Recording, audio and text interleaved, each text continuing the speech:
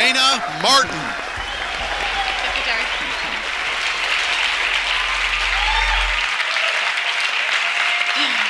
Hi, everybody. Well, I'm a metalhead from way back. Ever since I was 12 or 13 years old, I loved heavy metal music. But everybody in my life, all the adults in my life, thought it was really bad. I used to have to sneak to listen to it. When in fact, heavy metal music was the only thing that really could understand what I was going through. People thought that bands like Metallica were such a bad influence, but truthfully, they are the only ones that understood me. We were raised in a culture where obedience and compliance was the main focus of parenting. And aside from a handful of you, all of you were abused. And that's what I'm here to help you understand and heal from, so you can do better when you have your own families and when you have kids of your own. I just want to start by saying I'm so honored to be here. This is so incredible. I've been at all 4 Anarchapulcos. To see it go from what it was the first year to this is amazing. I didn't even know I was an anarchist until Jeff Berwick told me. I had an interview with him in 2011, and he was telling me what anarchy was. And he said, "You're an anarchist." And I said, "I am?"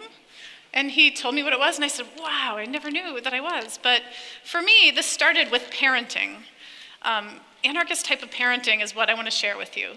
So almost all of the parenting advice from experts and from your family and friends is based on what's called the authoritarian parenting paradigm. And you may have seen shows like Nanny 911 or Super Nanny, where they have this British strict nanny come in and peacefully parent by not spanking. But what they're doing, even though they're not spanking, is also very authoritarian and disrespectful and abusive by forcing kids to sit on the naughty step and to focus on the needs of the parents only. So the authoritarian paradigm is focused on the needs of the adults almost solely. The adults' needs for quiet, uninterrupted sleep, and over everything else, obedience and compliance. So that's really important to realize, that behavior modification we think is parenting. Like the focus on behavior modification, how to get a kid to be good and how to get them to listen and obey, is literally the goal. How to get your baby to sleep through the night. Parenting is not convenient for most people in our culture. We're very inconvenienced by having to parent. So letting go of control surrounding parenting starts at birth. And this is something that's so near and dear to my heart. I've had 4 kids. I have a 19-year-old son. I have a 16-year-old daughter who's here, Tiffany. She's one of the event photographers, which is so amazing that they hired a 16-year-old unschooler to take photos at this event. Amazing. I have a 13-year-old daughter, Ivy, and a 10-year-old son, Orion. So 2 boys and 2 girls. I never planned on parenting like this. This wasn't my goal. It just happened very naturally and organically for me. I gave birth in a hospital for the first time with my son, Devin, who's now 19. I wanted a natural birth. It was a goal of mine, but I always hated pain. And so I wasn't sure if I could do it, but I did. I gave birth to him naturally with a midwife. And it was life-changing because when I found out I was pregnant, all my friends and every woman I knew couldn't wait to tell me their horror stories. They would try to outdo each other with whose labor was longer and whose baby was dragged out with forceps and a vacuum, and who suffered the most, and who had to be resuscitated, and who had surgery. It was literally a contest of victimization from the beginning of a child's life, and that was not my experience at all once I gave birth myself. I couldn't believe that I had this human inside of me, and I brought him forth by myself. Not a single person in my life had ever told me that birth could be really inspiring and empowering, but it was. It changed my life, and I wanted other women to know this big secret, that birth doesn't have to be painful or negative, that it could be really joyful. And so I said, I'm going to teach people this. I'm going to become a childbirth teacher, and I'm going to educate people about this. And so I did. I became a childbirth teacher and a doula, and later a midwife, and I had my first home birth with my daughter, Tiffany, whose name was Dakota, by the way, when she was born, Dakota Lee. When she was, I'm sharing the story so you understand that I don't think it should be my decision what my child's called. Once she gets old enough to say, hey, I don't like this name, it's not me, I want to be called this, I totally respect that. So she was born Dakota. I had her at home, and it was amazing. Hospital birth is a real conspiracy. Hospital birth is very dangerous, and it's really out to make money for those in power. But not only that, money is easy for you guys to understand why hospitals work the way they do, but there's something even more scary underneath all of it. And that is that the government wants to separate parent and child as early as possible. So they create all this fear and these interventions, and they don't allow a mother to go through the process that she's meant to. And I think that's very, very tragic, because do you know that birth does not hurt like most people think it does? Let me explain what I mean by that. If a woman is birthing in a jungle, like in a tribe, she goes over and holds onto a tree and squats to give birth. You guys all have seen this image, right? Well, what do you think would happen if a tiger walked by when she was in the middle of laboring and pushing? What do you think would happen? Her labor would stop as a protective mechanism, and it would get kind of slowed down and dysfunctional. When a woman walks into a hospital in labor, it's like a giant tiger. Everything becomes completely dysfunctional the second she goes in because it's scary. And so her labor becomes really not natural anymore. It becomes really kind of scattered and painful, and they say, well, your labor's stalling, so we need to give you Pitocin. We need to give you a drug to speed it back up again. And most women don't know, and they say, okay, well, gosh, my body's not working properly, I'm kind of breaking here, I need Pitocin, yes, give it to me. But what happens with Pitocin, when a woman has a contraction, the uterus is the biggest human muscle, and it starts at the top of the uterus and goes down. It's like a wave. So it starts and it comes down. When you have Pitocin, it crunches your entire uterus at once. And it's very painful, like way painful. And not only that, but it's really unhealthy for the baby because the babies aren't meant to be squeezed that tight, and then their heart rate elevates. And then you need to have surgery to be able to save the baby. So it's a vicious cycle of interventions the second you step into a hospital. Now, over 90% of women can birth completely fine at home. Thank goodness for hospitals for true times when it's needed. There are true emergencies that come up, and I'm grateful that they're there for those times, but it's very rare. And actually, here in Mexico, the C-section rate, I think, is almost over 40%. So even though over 90, and in America, it's 30%. So that's saying that 30% of women in the US cannot birth naturally the way their bodies were meant to. And that's a total lie. It's all a big conspiracy for money. See, the interesting thing about it is a doctor makes about $3,000 for a vaginal delivery, but they make about $13,000 for a C-section. And so, it's terrible, but you can almost see after years and years of being an OB, being like, oh, the baby's in distress, you need a C-section. For one, they don't have to wait around anymore for the natural birth to occur, but it's really quick just to get in there and cut. And the really kind of sadistic thing to me about all of it in general is that the very complications that you get from the vicious cycle of interventions from walking into that hospital, you then thank your doctor for saving you from. Thank God you saved my baby. They caused it. That mother could have birthed by herself. So not only are they causing these issues for their own convenience and for more money and for separation of mother and baby, because when a baby's drugged, when a mother gets Pitocin, it's really unbearable pain. And so an epidural or other drugs are just what you ask for. Anybody would. It's really hard to birth the baby naturally with any kind of drugs that you get when you first walk in there.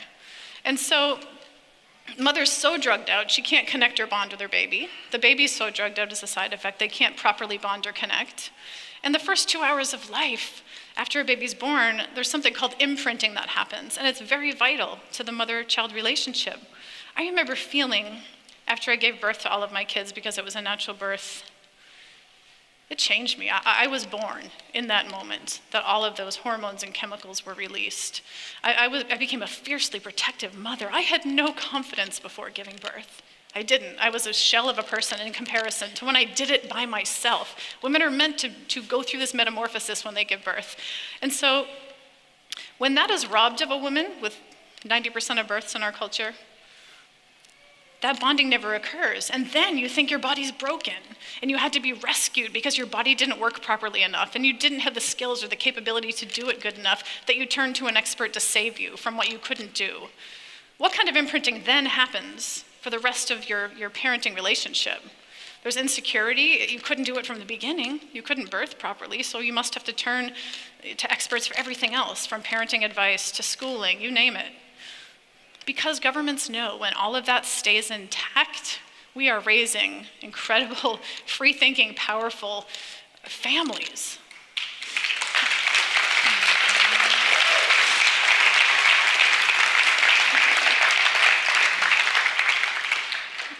So this is what I really want to get across to you. Last year when I was here, how many of you were here last year? All right. Well, did you see beautiful Lisa walking around pregnant, Nathan's wife? Well, Nathan and Lisa hired me to be their doula, so I stayed in an open-ended ticket with my daughter Tiffany, and we stayed so I could help deliver Lisa's baby at home. She had what's called a free birth. She had no medical intervention at all, and it was the most beautiful, peaceful birth I had ever seen. And she now is very, very powerfully inspired to educate other people for that. I'm flying kind of all over the country this year for different deliveries for anarchist babies, and to empower people to take back the natural right, and not only mothers, of fathers. I mean, when you see your partner go through something so natural and empowering, you're so inspired, and you have such confidence in her, which is so important because we need to be supported as women by our partners to be able to parent this way. Okay, so do you guys all have a better understanding of why it's so important to think outside the box when it comes to birth? Now, I mean, if you're not somebody who's totally comfortable having a home birth, for example, hiring a doula or someone to be with you, to be your advocate in the hospital is so important. There's women called doulas where people hire me to go in, I know what they want, and I will stand behind them because the pressure can be really crushing for a hospital birth. What your women are pressured to do, and fear is the motivator. When you don't have the cycle of fear and pain, birth becomes really, I wouldn't say easy because it's the most intensive human experience, but it becomes something that you're just so capable of doing, and it's not as scary or as painful as you would think.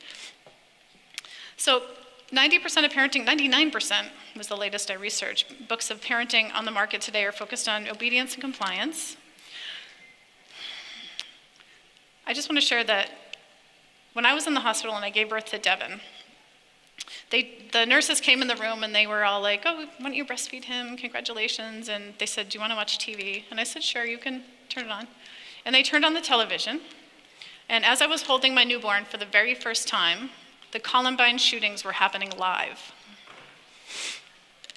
And I didn't know what was going on. Nobody did. Everybody was rushing to the TV saying, what is this? This is insane. And I remember watching it. Can you believe they air it live? I was watching kids jump out of windows and kids running out of a school building. It was absolutely petrifying and just such a mix of emotion. I was holding my newborn, looking down at him and seeing children being killed and mothers crying because they couldn't be with their child. And I was thinking to myself, how many of those parents and children would have rather have been together that day but didn't know they had the choice? I decided right then and there that if my kids didn't want to go to school, I wasn't going to make them. Ever.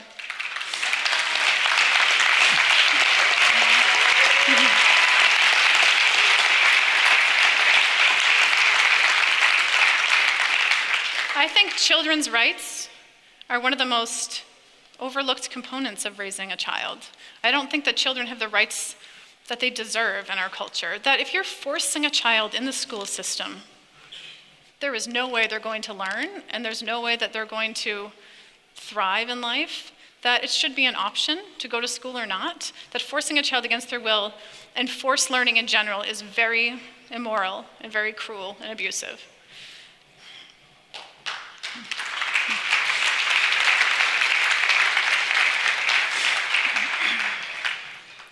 Have any of you heard of unschooling? I want you to understand what unschooling is, because a lot of people hear the label and they think it's uneducating, and it's not that. It's unschooling. We are not allowing our kids to be indoctrinated. We are educating them based on their passions and interests and facilitating their learning based on what they're meant to do. Not every child is meant to do the same thing in life. We're not all meant. What is that like? I'm trying hard to maintain focus, but that's sounds like a rave. You know, in our culture, we force every child to do the same curriculum as if every child is supposed to be learning the same things. We're all put on this earth for a different reason. How many of you are doing for a living what you went to school for? I see a couple hands. 3, 4.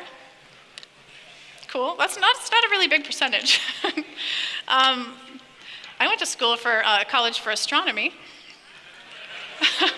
Never thought I'd be here.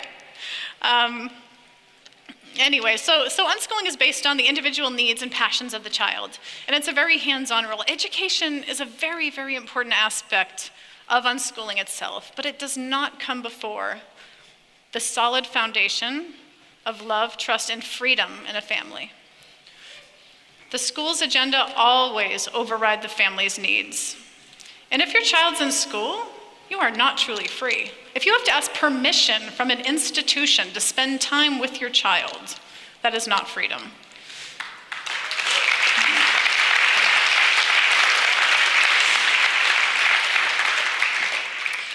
But I think that most people think of homeschooling in a certain way.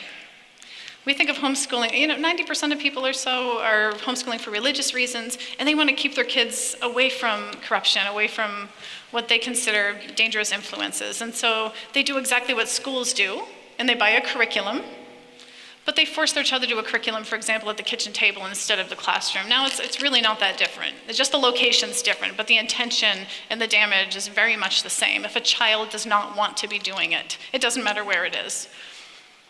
It's hard as an unschooler to find homeschooling groups because in our area we're considered like the heathens, like nobody wants to hang out with our unschooling family because they're all doing it for really strict religious reasons. And we almost have more in common with somebody with a child in school sometimes than even the Christian homeschooling groups. So it really can feel like you're on the fringe a lot.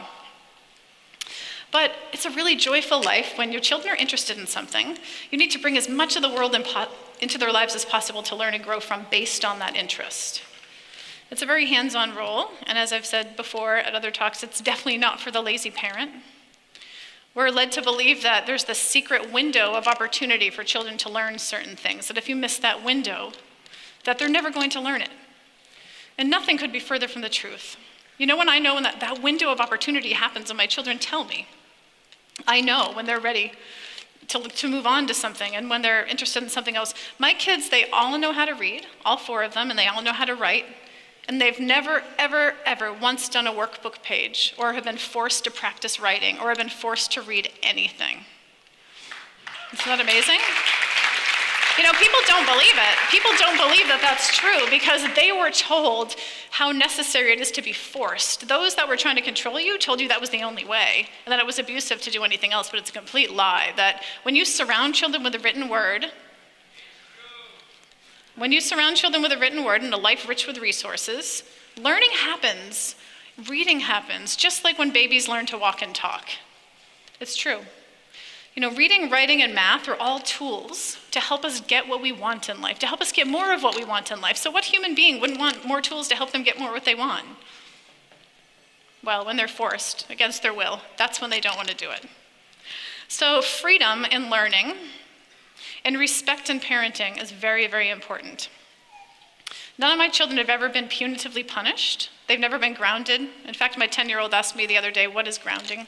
And I said, it's when you take your shoes off and you walk barefoot in the grass.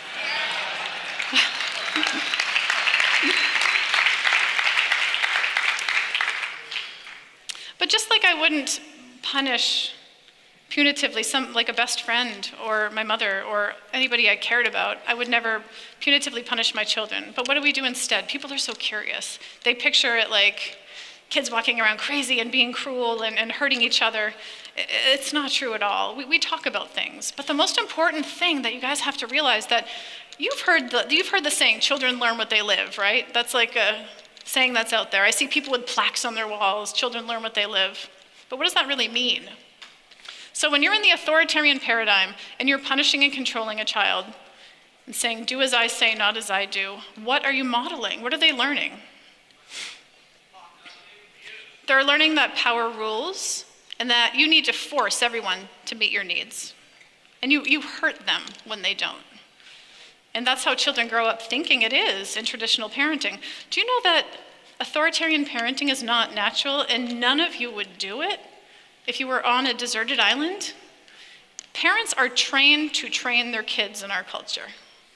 They're trained to train their kids by authorities, by the government, because they want a really easy job to control. And when they say that the only good parent is one that, spanks their child and hurts their child and forces them to obey and to comply and to be good.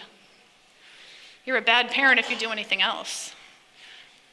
It's very, very radical to not hurt your child. It's very radical to love your child. And the funny thing is, our family has done a lot with the media. We've been on TV several times. We've been on the Dr. Phil show. We've done Nightline. We've been on Wife Swap. Have you heard of the show Wife Swap? That was crazy. It's not what it sounds like. And people actually call us abusive for not hitting or controlling our child. Now, what kind of rationale is that?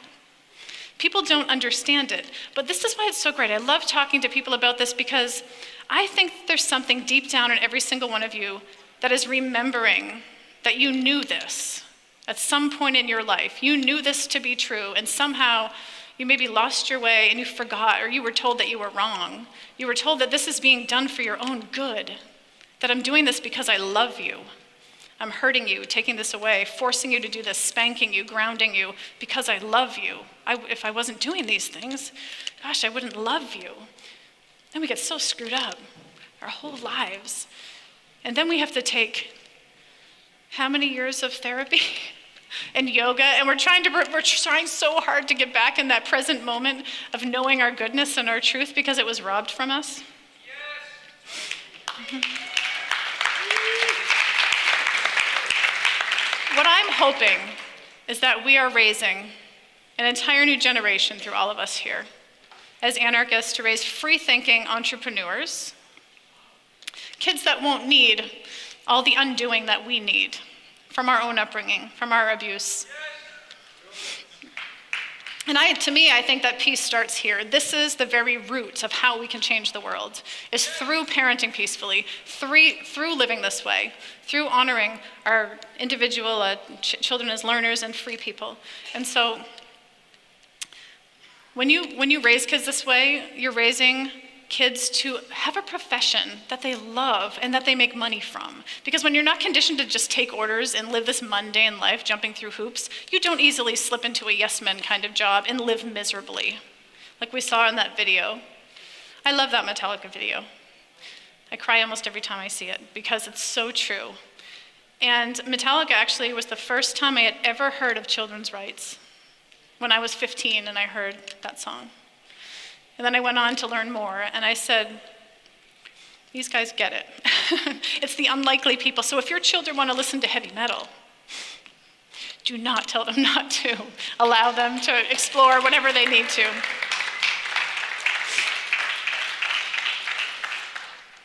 I like to say that my unschooled child will hire your honor student.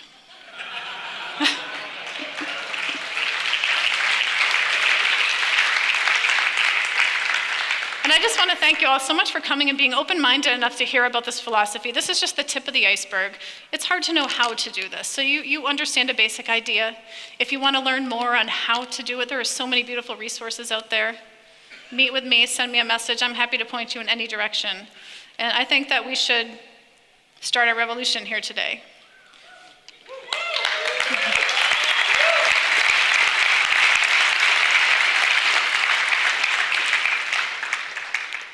And I just want to thank my daughter Tiffany and all of my kids for showing me this way, because if it wasn't for them, I wouldn't know. And I'm far from a perfect parent.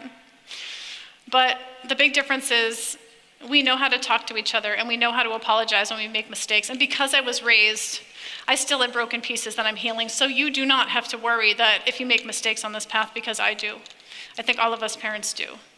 This is just a way that we can make a huge difference in this world, and I'm just hoping that my kids are a little less screwed up than me. Thank you.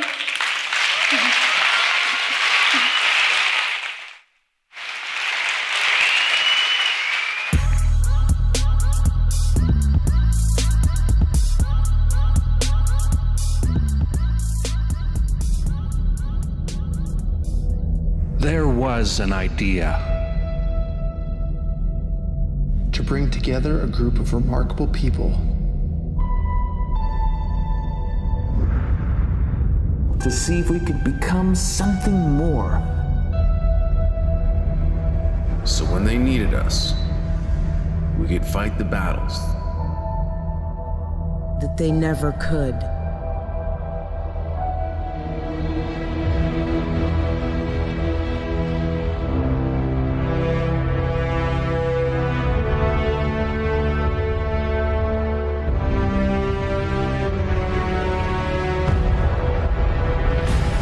In time, the state will know what it's like to lose. To feel so desperately that it's right, yet to fail all the same. Dread it. Run from it. Freedom still arrives.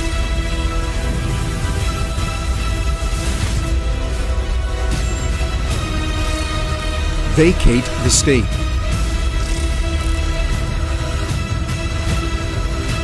Engage all the speakers. And get this man a microphone.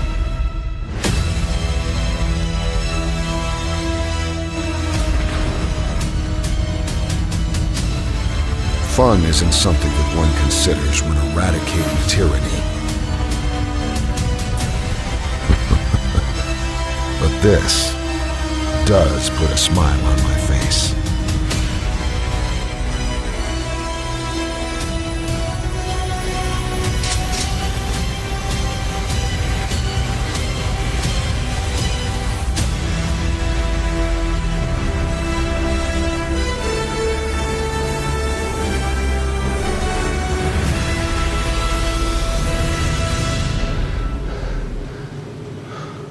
Who the hell are you guys?